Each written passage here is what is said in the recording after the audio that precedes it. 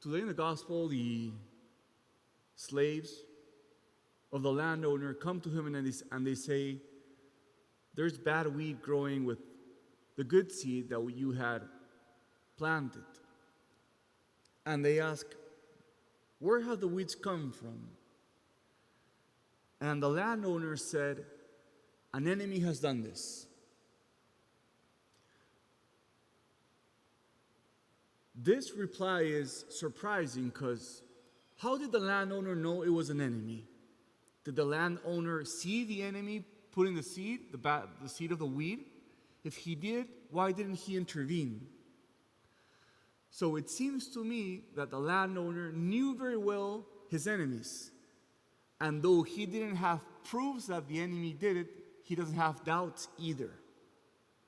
So the landowner, he knew who his enemies were and what sort of stuff, what sort of shenanigans his enemies were up to. And I thought that this is a great reminder of how each one of us also has to know our spiritual enemies. We have to know our spiritual enemy, and we have to be able to recognize him and know what he is up to. In the same way that this man, without proofs, knew that the enemy was up to putting these weeds, we also have to be able to recognize when the enemy is at work in our life.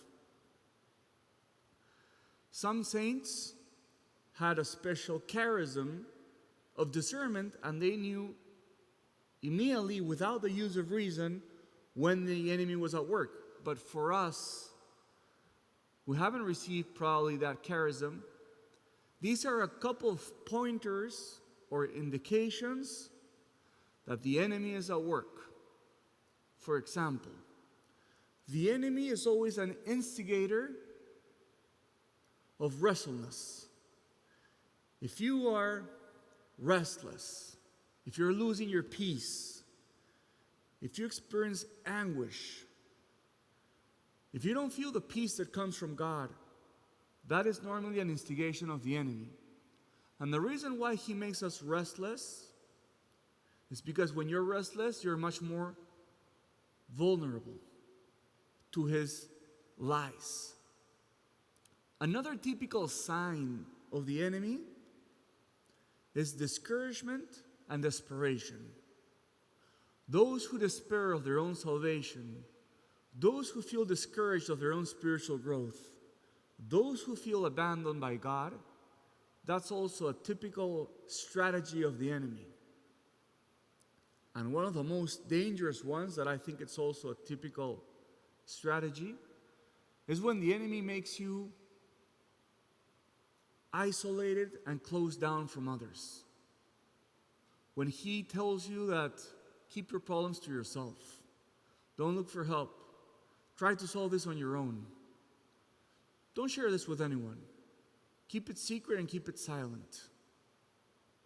So in the same way that the landowner immediately knew what his enemy had done in the field, so each one of us has to be spiritually sound enough to recognize with the same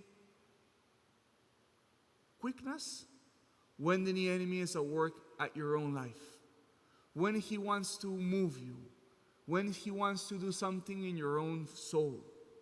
So remember these 3 signs that I mentioned. When you feel discouraged or desperate, when you also feel I'm sorry. Restless. When you feel anguish. And what was the last one?